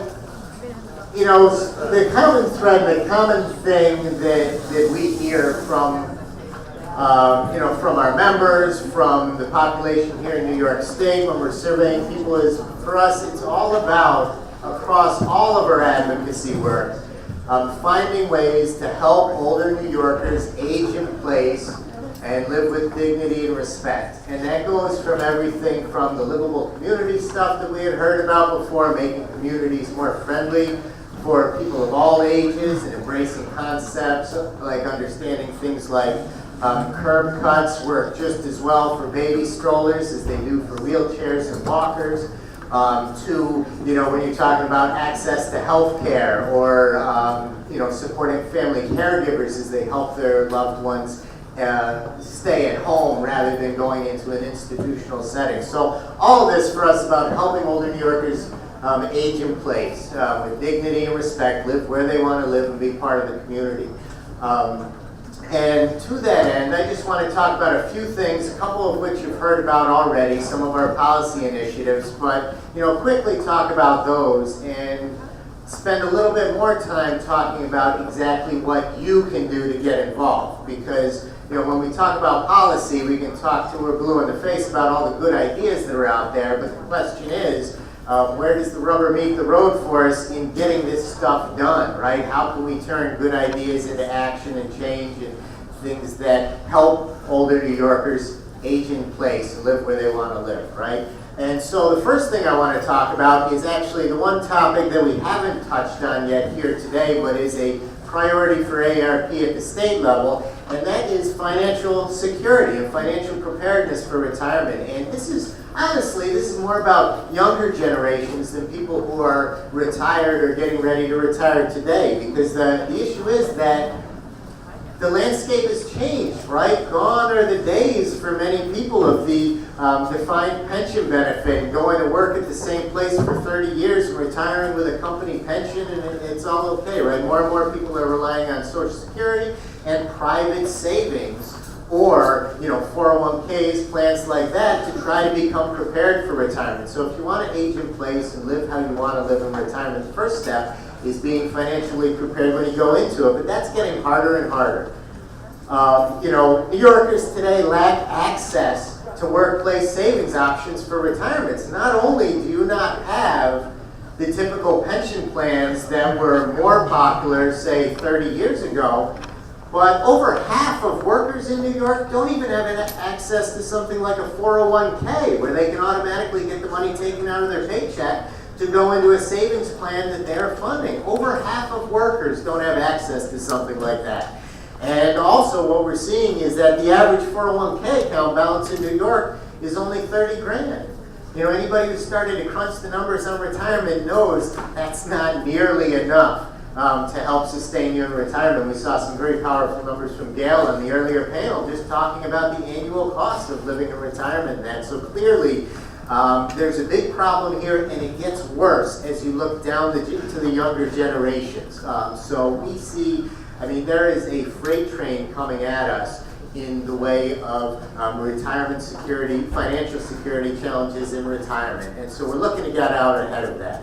And one of the things that AARP is pushing in New York State, and we've seen other states start to move forward with, is the work and save concept, right? And essentially what it is a way, Girl Scout, to get people who lack access today, that 52% of people have no way to save for retirement at work, into something.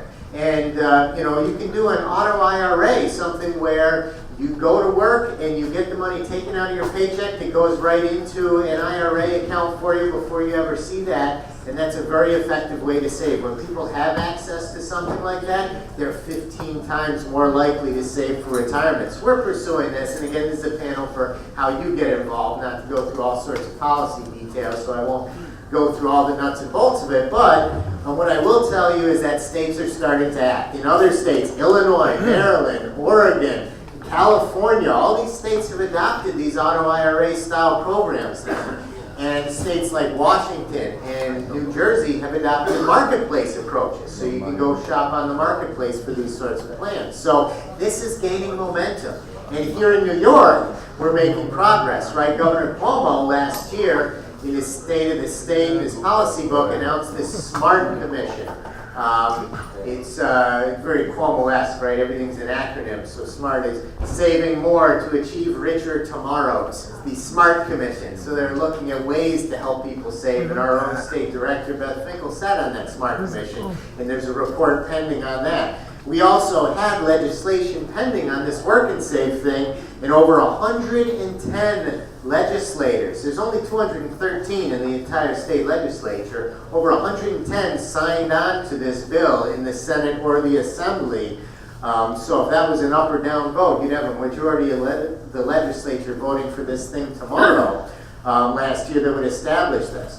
So what we're doing is we're working to adopt an auto IRA program in the 2018 legislative session. This upcoming year, it's going to kick off in January, and things are going to be off to the races very quickly. If you're curious, there is a bill out there. We don't know if this will be the final product, but there's a Rodriguez-Savino bill out there that outlines this approach. That's one you see there's 100 plus sponsors on at the moment. And we're going out there doing a lot of things, right? We're working on research. We're surveying businesses right now around this and what sort of plan, if they would use a plan like this. We're surveying people in New York out there to find out the support for this kind of thing and if they need it and that sort of thing. We're talking to elected officials. We're reaching out to our membership and the public, whether that's through earned media, email, mail campaigns, all that stuff. And we're mobilizing our volunteers, right? But lawmakers, you can be part of all that stuff, and I'll talk about how, but also lawmakers need to hear from you. So if you're interested in the idea, if you think this is a good idea, setting up an auto IRA for all those folks who don't have access to something today, get us more prepared for retirement, you can call your lawmakers, right? Everybody can Google how to call these folks, but I've got the phone numbers for Governor Cuomo, the Assembly, the Senate, right up. up here, and we're happy to give them to you if you like. But you just call the Senate switchboard or the Assembly switchboard. You tell them who you are, where you live. You want to talk to your Assembly member. You want to talk to your senator. They'll patch you through to the right office. It's easy. So call your lawmakers. Now, so that's one way we can help people live at home with dignity and respect, is help them help themselves be more financially prepared for retirement. Now, this is one that Bill already talked about a little bit. Remember when he got into that flat funding stuff, and that is the the waiting lists for home and community-based services that support people looking to age in place and their caregivers, the loved ones who are there helping them age in place. So these are things like home-delivered meals, transportation services for rides to the doctor, adult day programs, things like this. And people want these services, people need these services, but there are waiting lists, and it varies by county how much and how long the waits are. But one thing is clear is that these are very underfunded. We've got a reported waiting list for around 17,000 people statewide. But honestly, the problem can be much bigger than that, because when you call up to sign up for a service and you hear that, oh, there's a 5-month waiting list before we can even get your name there, maybe you put your name on that list, maybe you say, forget it. And, that's not nearly enough. I need meals coming to my home next week. And so you don't even add your name to the list. So until we clear this, we have a hard time even knowing how big that problem is. But we know that there is a big problem. And we know that New York State should be investing at least an additional $25 million in funding for the State Office for the Aged to go towards these home and community-based services that are administered at the county level. This is going to help older people live at home where they want to live, and it's going to help support caregivers in their work to aid the ones they love. So it's all about the state budget. This, a lot of we know, right, money makes the world go around, but this item in particular, the solution to this is in the state budget, and it's in building the political will among the governor and among the Assembly and among the Senate to invest in this. It's not the sexiest issue out there, right? It may not be the biggest headline getter, but it's important to so many people. We need to make it a priority. We were calling for this last year. As Bill said, we've been working on this 4 or 5 years in a row. And last year we were hammering on this, and we saw the state put, instead of $25 million, $875,000 in additional funding towards this. So it's nice that there's a recognition of the need, because they actually upped the line a little bit, but $875,000 is a drop in the bucket. It's not nearly what we need. So right now it's about setting the stage for a better outcome in the 2018-2019 budget talks, right? That means engaging with decision makers. And we started this as soon as the last budget cycle was wrapped up, right? Even during the legislative session, we were there in May in a lobby day where people are usually trying to talk. We brought all our volunteers to town, talking to elected officials. And a lot of times it's about issues, what can you pass by the end of June? Well, we were talking to them about this issue, saying, what the heck happened in the budget? Why are you shortchanging family caregivers and their loved ones in need of these services? And what are you going to do about doing this better next year, ending these waiting lists? We were talking about it back in May, and we're talking about it now. One of the things we can do is engage decision makers. Also, personal stories. If you're a caregiver, or a recipient of care. Most people are one or both of these things at one time or another. Tell us your story. We actually have our own Donna LaCorey is doing some story collection for us. Where is Donna? I saw you in the room or something. Oh, Donna's back there. Hi, Donna. If you have a caregiving story, that's one of the most powerful things we can do is tell your story, whether it's something we can work into a letter to the editor, stand up there at a press conference, you're just sitting down with an elected official, or just sharing it with us so we can help use something on social media if you're not comfortable getting in front of an elected official. So there's a lot of ways we can use those, but they're so much more powerful than me just regurgitating numbers about how many people are on a waiting list, right? It's about putting the faces behind it. So share your story with us. You can email Donna your story at dliquori, DLIQUORI @AARP.org, and she will be able to take a look at it and talk to you and follow up with you. So personal stories, and that's one of those things I know people in this room have experience with and can provide, so I can't stress that enough. And then there's other ways to weigh in, right? Letters to the editor, emails, postcards, phone calls, all that stuff. And we can help you, train you on how to do this stuff if you volunteer with ARP. We go through this stuff all the time, and we reach out to you. So if you get on our lists, we can do that. But right now, one thing you can do is write down this number and make a phone call today. Right? Call the governor because it starts with him. He's the first step in the budget process next year. He introduces his executive budget proposal, which sets the markers for where his priorities are, and the legislature reacts to that. So right now, call the governor. We set up a toll-free line. It won't even cost you anything, right? 844-254-6883. Call them, tell them we need to end the waiting list. We need to invest at least $25 million in these home and community-based services. So your call is going to help people on those waiting lists bring attention to this issue. So please make a call. So that's that issue. And then another thing Bill just mentioned, a lot of you probably groaned when you heard it, or maybe you got a mailer from us already telling you about this, or saw one of the articles in the paper where we were standing up there with some of the county legislators talking about this as they were entertaining a resolution against the rate hike, or whatever it is. You need to know that we're looking at a huge rate hike in utility rates. You're talking double digits. You're talking over $200 a year for gas and electric customers in the National Grid service territory, which includes this area. And this goes to basic affordability. If you can't pay your bills, if you can't afford to pay your bills, or if you have to pay your utility bill, which means you have to make other hard decisions about food or medications or those sorts of things, it's a challenge to living independently. With dignity and respect like we want. So there's a huge rate hike looming. Bill outlined some of the particulars of it. But the bottom line is there's public opportunities for participation. AARP has been organizing our volunteers. We went around the state as they held public comment periods, or hearings around the grid territory. We showed up at these things. We gave testimony in person. AARP is a party to the case. We've been working with state lawmakers, county lawmakers, and others just to make some noise around this. We're reaching out to our members. We're doing, mailing campaigns, emailing campaigns, all those things. But you can make your voice heard right now because the Public Service Commission is the Public Service Commission. They have to hear from the public and incorporate that into these rate cases and into the decision-making process. And again, we made it easy. We set up a toll-free number. We even have an online link you can go to. You can call toll-free 844-656-6822. That's 844-656-6822. You can call up. That'll put you through to the Public Service Commission's opinion line, and you can leave your opinion on this rate hike right there. Or you can go to our website, arp.org/NYNationalGrid is the vanity link. If you go to that link, we've made it easy for you because we have a sample comment right there. You can either use the sample comment we provide for you, sort of hitting on the high points of why this rate hike's a bad idea, or you can type in your own stuff. You put it in your own words, whatever's easy for you. But the bottom line is, the Public Service Commission needs to reject this rate hike, and the best way to get them to do that is from hearing from you.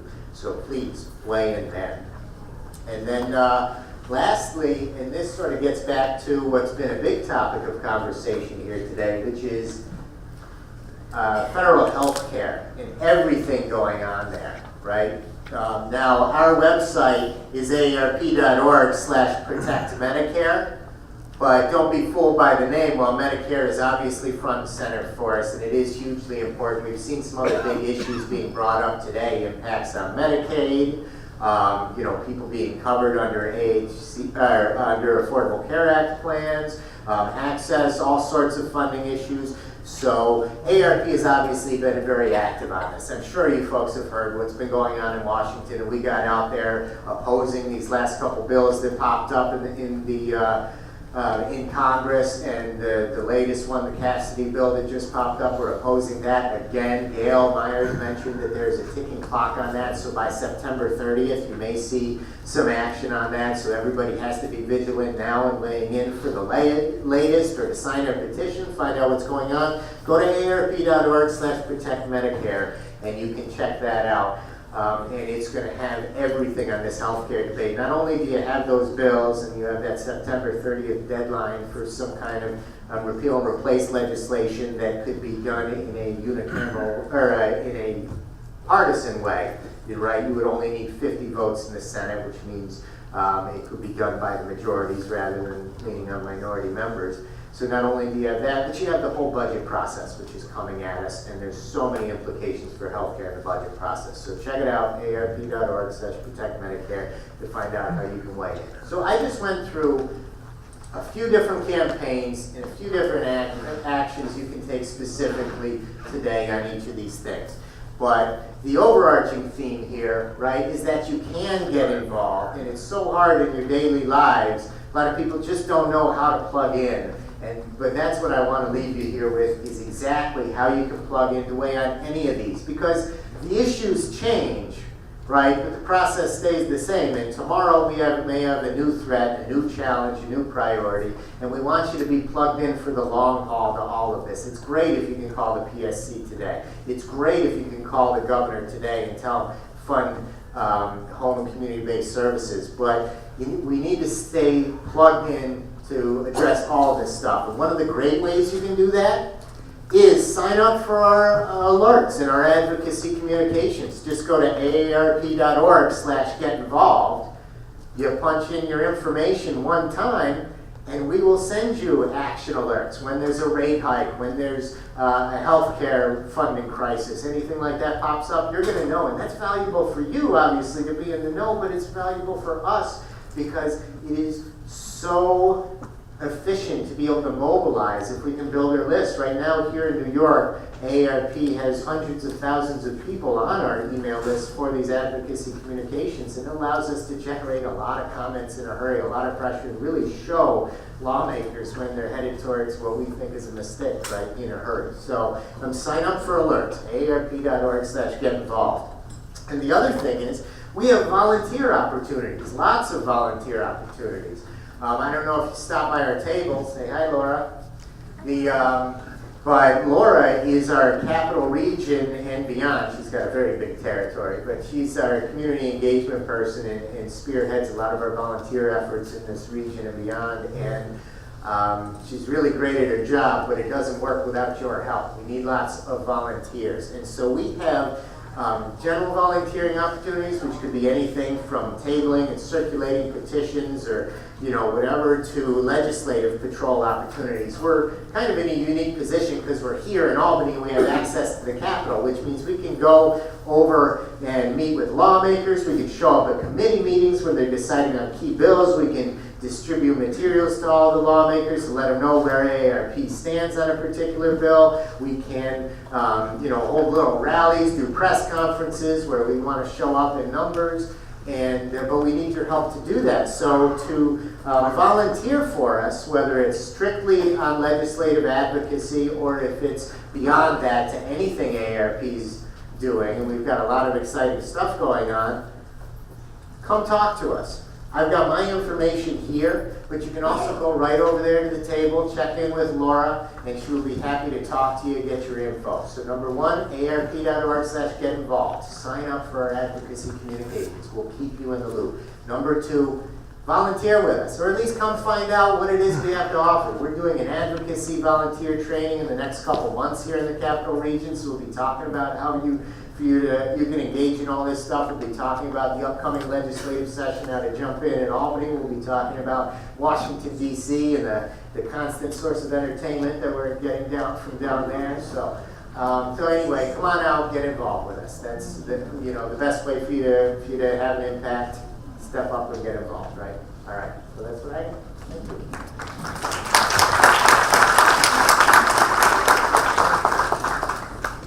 Hi, good afternoon, everybody. Thank you. My name's Andrea, and I'll just keep rolling. I know we're getting close to lunch, so I will keep us going. I work with Live On New York, and I think it's a great follow-up to what we've heard today. Live On New York is a membership organization. Our members are nonprofit organizations that serve older adults through programs in your community. So our work is really focused around advocating for funding for programs that allow them to continue the work to serve their communities. We really work to strengthen the resources for the entire aging network. One of the other things that is core to the work that we do is really focusing on the momentum and the incredible contributions that seniors make to communities. We talk a lot about the aging boom and the demographic shifts and all of the things that need to be addressed through the government for those, but sometimes part of that narrative that's left out is the incredible contributions that seniors are making every single day in their communities. So if anyone has a chance to look at the Frameworks Institute, they've produced some amazing research and papers on this that really talk about what seniors are doing every day. And just to highlight a few things, I know that earlier Bill talked about the caregiving, which is a huge service to New York State, and the amount of caregivers that are providing caregiving to their loved ones. Older New Yorkers are already and also fueling the economy, creating jobs, working themselves. And another thing, one of the kind of really incredible stats that we like to highlight is the amount of older adults that are volunteering in their communities, really driving the work that is happening. There's over 700,000 older adults, older New Yorkers contributing over 119 million hours of volunteer service. So those stats are really important because while we talk a lot about the need and what will be needed to help support older New Yorkers as the demographics change, we like to also really make sure that we're talking about all the incredible contributions older New Yorkers are making, and that when we do our budget advocacy and we advocate for community support such as ending the wait lists, which we've talked a lot about, which is vital, and programs like funding for senior centers and case management, we talk about how it's solutions-based, and it's really important to continue and to allow seniors to age in their communities. Another core part of what Live On New York focuses on is in empowering older adults and having them be part of the discussions and part of the solutions. One thing we do have throughout New York State is the Senior Medicare Patrol, so I'd encourage you, Jen is in the back, so when you get a chance, stop by and see Jenna as well. In addition to the policy work, which I focus on, Jenna works on helping educate the public about how you can help be part of the solution to prevent Medicare fraud. So she's got a lot of great information on the new cards that are coming out, scams, and who exactly to call and report them to. So again, it's part of what we really focus on is involving everybody in this solutions-based approach. One of the things I thought I'd talk about a little today to build upon what has already been said is talk about some of the successful advocacy campaigns that we've been doing over the past several years and how we're looking to build upon those in these times that are really important to step up and be heard. We talked a lot about the need to drastically increase funding for the State Office for the Aging, and we echo everything that has already been said about adding funding. I know the $25 million is really important to add for caregiving. Live On New York has also worked with several organizations in coalition to put together a budget plan, which we are pushing to give specifics to those areas that will help increase the funding. So that's really important, and we'll continue to do that work. But I wanted to focus on some of the specific grassroots campaigns that involves everybody in the people in this room, organizations and seniors, to really push these issues forward. One example last year that came up was as we were working on getting ready for the upcoming state budget season, there was a proposal that came out that would have cut $17 million in the closure of 65 senior centers in New York City. So obviously that came out and was something that, while we had our prepared list of priorities, we thought, okay, we can continue to work on that, but we have to react to this immediately. And that's how sometimes things work in policy, as you all well know, is you have to be proactive, and sometimes, best laid plans, you still also have to be reactive. So that's exactly what we did. And this is a lesson that we've learned that we will continue to do this year if the need arises. In response to that drastic proposal, we worked with our members, who again are the community-based organizations, and we said, listen, we need your help, we need it quickly, and we need a targeted, coordinated response. So we started a letter writing campaign, which we did in several languages so all people could participate, and we made it very clear and concise about what we were asking seniors to do. We asked them simply to sign letters that they could then send in bulk to the governor's office to oppose this cut. And within about a 3-week time frame, we were able to count that over 17,500 letters were sent to the governor's office. So that was an amazing response that we were very excited about, and said, listen, there's something here, and seniors were very quick to respond. They understood the issue very quickly and were willing to take action right away. So Those kinds of campaigns take on a life of their own. We had champions within both the Senate and the Assembly that we've worked with that also really supported opposing this, and we worked with them to put forth this information, and it was a really successful campaign, which prevented the cut in the end. So we were very happy how that worked. Again, we learned that educating people and letting them know the urgency of the issue and doing it in a very quick manner, and then also making it accessible to everybody. Translating a letter into several languages so that everybody could take part was a really important part of what we did. So we were very happy that that was a campaign that took off very quickly. And that's something that we are going to continue to look for and now use, even though that was a reactive situation, we're looking to do that in a proactive way this year to say, listen, we can take this and now turn it around into something that we are putting forth in a proactive way. Another challenge, I'll just highlight another example, is in the city, in New York City, we do a lot of budget advocacy. And there's been just decades and years of cuts as well as just severe underfunding for city services. And so what we did this year, again, learning from our state letter advocacy, we said, let's do it at the city. Let's do another quick targeted campaign. And just a couple months after we went to our members, we went back to them. And we said, we're coming to you again because we did so great the first time. They then again produced over 20,000 letters to the mayor and to the city council. So again, we learned that providing really quick, important information, not going to them all the time, but going to them when we really needed to, they were ready to take action and wanted to take action. So the result was a very historic increase in funding this year at the city level. We were really excited that the programs and seniors were part of that. And a key part of what we also did there was making sure we recognized the seniors and the programs that took part. It's one thing to ask people for help, but when there's a victory and when it really mattered, we wanted to make sure that we were appreciative. So we made sure that we constantly thank our volunteers and thank people who take part in these efforts.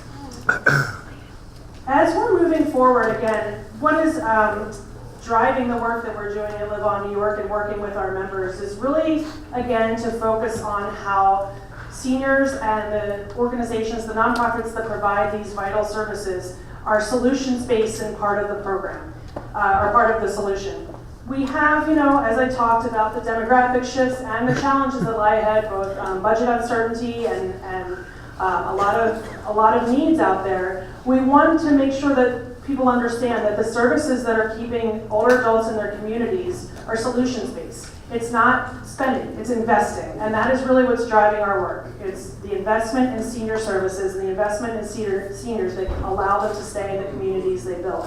And again, really focusing on the contributions that seniors are making every day. And that's not just the volunteering that we're talking about. It's also speaking up and raising your voice, like I've talked about in a couple of the highlighted campaigns we worked on. So there were some great specifics from ARP on how you can get involved, and I think you're all here today, which is an incredible testament of seeking out the information. I know Amy talked a lot in the beginning about the uncertainty and what's going to be what's happening and what we don't know is going to be happening. There will be a lot of chatter, there will be a lot of talk, there will be a lot of information coming out. And the fact that you're here today seeking out organizations where you can learn about that information and get facts and react in a very smart and coordinated way is going to go a long way as we work to support older adults moving forward. So those are just a couple of the ideas we've been working on. Again, feel free to stop by and see us in the back, and we look forward to working with all the organizations here as we're all working on these issues together and pushing New York, making New York a better place to age. So thank you all.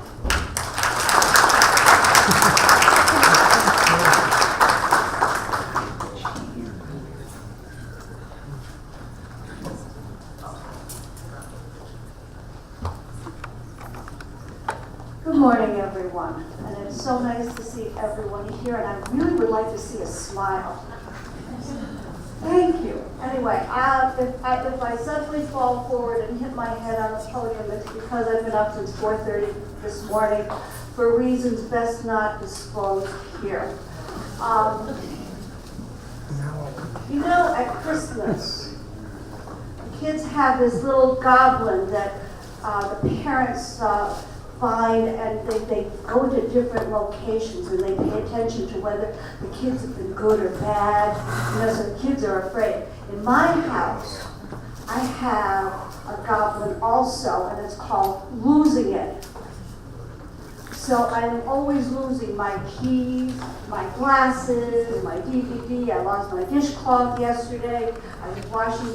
Anyway, a dear friend commiserated with me and said, Margaret, don't feel bad. If you check my freezer, you're probably going to find, in addition to your salad, a utility bill and a pair of socks. So as we get older, and we're getting older, but we're not, and this is the real key thing, we are not getting old. Older, hopefully wiser, hopefully smarter, hopefully active, and doing things like coming out, getting informed, and as I say, we really need to keep moving forward. No moss is going to grow on these stones out here. I have a group of senior exercise people here who know that I come down. I'm Margaret, I work in the church office, and I'll come down with inspirational stories about the 101-year-old man in a nursing home who married a younger woman. She was 93. I love this. This gives me hope. I love the great-grandmother that jumped out of a plane, skydiving, in tandem at age 95. Or, and I have to read this, recently there was a woman, 101 years old, who competed in the 100-meter dash. Kid you not, I have a picture of her. Her quote is, "I knew I could run because I'm always in the yard working. And when the phone rings, I go running inside to answer it." I thought it'd be fun to run 100 meters since I'm more than 100 years old. And we give her credit, and that's our inspiration. And I love looking at people give me inspiration. Whether it's Betty White, who's at 93, still feisty and funny. Tony Bennett, who's still singing and doing beautiful artwork, and we look for inspiration. We had a political candidate at age 75 who was getting young college kids excited about his campaign. I mean, really, not content to sit in the rocking chair or to watch soap operas and eat candy. We are a new generation of older people, not old. I am with the League of Women Voters, and one of our goals is to keep people informed with real facts and to get people energized enough to go out and vote. Real facts these days is sometimes a bit hard to come by. I don't know if any of you got this phone call or message on your phone that said, "This is the IRS, and you are in, you owe back taxes." Yes. I see somebody nodding. A friend of mine got that. Well, I got the message and I got panicky because I said, "Oh my God, it's the IRS, they're coming after me." And then I thought about it and I said, wait a minute, the IRS doesn't call you at home. They're going to send you a letter in the mail.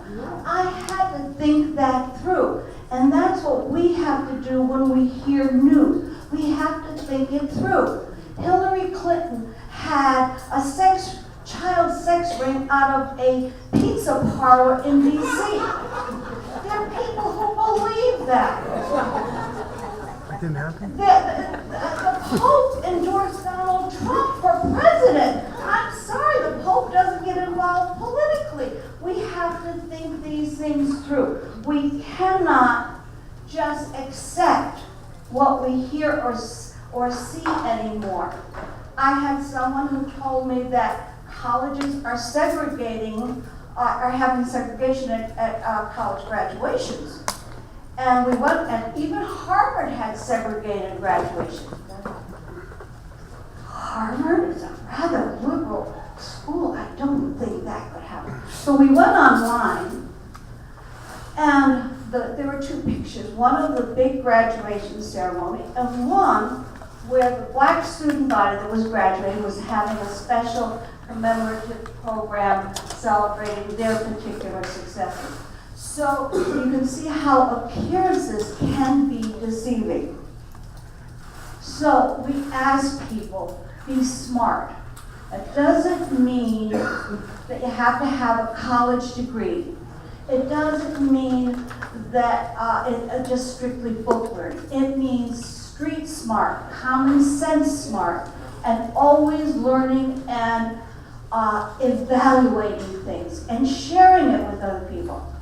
So you read reputable news sources, reputable TV, and then the league likes to have informational programs. Last spring, we had a program on immigration and refugees here in the community. And we had a packed house. We had almost 200 people, and it was really a good program. Then in April, I think we had a program about journalism and fake news, which we were just talking about. And that was another packed house. People were anxious to learn, and we had good panelists. And then in May, we had a program on climate change. And again, we had a packed house. People were looking for information. This is informal education, but good education. Tonight, we're going to have a program here at St. Sophia on healthcare, the future of healthcare in New York State, with or without affordable care. And again, everybody's invited to attend. We have flyers on that table back there where Mary, I hope, is still sitting. It's from 6 to 8, it's free, and everybody's welcome to come. And then in October 24th, I believe, we have a program at the Guilderland Public Library about the Constitutional Convention. Now, you've heard about it, you've seen lawn signs. Well, what do you know about it? You want to hear the pros for it, you want to hear the cons for it, and then you make up your own mind. We don't tell you how to vote, we just try to provide both sides, all sides, of an issue, and then you can decide. The other really great tool that we have, it's called vote411.org. And this is just one of the coolest things that you can do. If you have a computer, you can do it. Borrow your grandkids' computers, go to the library and do it. You punch in vote411.org. Then you put in your address. And then it tells you where you're going to go vote. Is it at the church? Is it at the school? It'll tell you. And then, because you put in your address, it will tell you all the candidates that you're going to vote for. So it's not going to give you Susie's who lives across town. It's going to give your particular area, whether it's common council, whether it's a senator, whether it's an assemblyman, and you're going to see all the candidates right there. Not only that, but if those candidates have been really good boys and girls, they've answered some questionnaires. And then you can scroll down and you could say, oh, now here's the county coroner. There's this one and there's this one. You can compare their answers. First of all, is their background, where they went to school, family, blah, blah, blah, all that good stuff. Then it says, what do you feel about containing costs, or if it's an assembly position, what do you feel about raising tax or charter school? And you can compare the one candidate with the other candidate. Now, if there's more than two, you can keep doing that with the different candidates. And then you find out what their positions are. Now, you're not listening to slogans. Who remembers who said this? A chicken in every pot. Anybody know? Herbert Hoover said it. Chicken in every pot and a car in every garage. What happened? We had the Depression.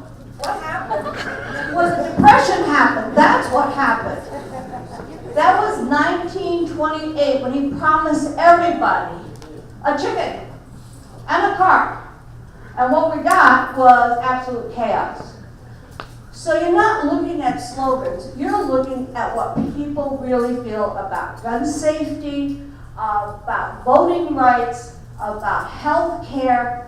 And we as a league, we do have positions where we do not advocate for one party or another party or one candidate or another candidate. We only support positions like housing for everybody, health care, quality health care, not just health care, quality health care for every U.S. resident. And that's one of our many positions, and again, we have those back there on that table where Mary is, see, she's waving her hand. And she will also show you, when you're having lunch, how to do votefor1.org. Anyway, hope you're going to have fun doing that. And again, get smarter. And again, it's not just getting smarter, it's keep growing. And what we want you to be informed with real facts, and then we want you to go out and vote. I heard the checkout clerk at the supermarket say, I didn't vote. Look at that. And she was complaining about Trump. And I said, well, why didn't you vote? She says, because I was working. And I always vote for the idiot. They always turn out to be idiots. I thought, they only turned out to be idiots because you didn't have any information about it and because you didn't vote. And that's that kind of attitude of, oh, what does it matter? Well, it does matter. I mean, again, we saw Bernie Sanders almost pull an upset because people believed in, whether you believed in it or not, people believed in what he was saying. So, on that, covered that, I call it IVs, informed and voting. And I do believe that if we have everyone getting informed and everyone getting out to vote, that it's one way to make our government work for us. And there's an expression that I like to use. We want a government, not of big money, not of big interest, special interest. We want a government of the people, by the people. Pay attention to that one, by the people, and for the people. That is our goal, and we're hoping that you're all going to follow us. Just go to League of Women Voters, Albany County, find out what kind of programs we're having, and join us. Most of our programs, all of our programs, are free, open to the public. Thank you.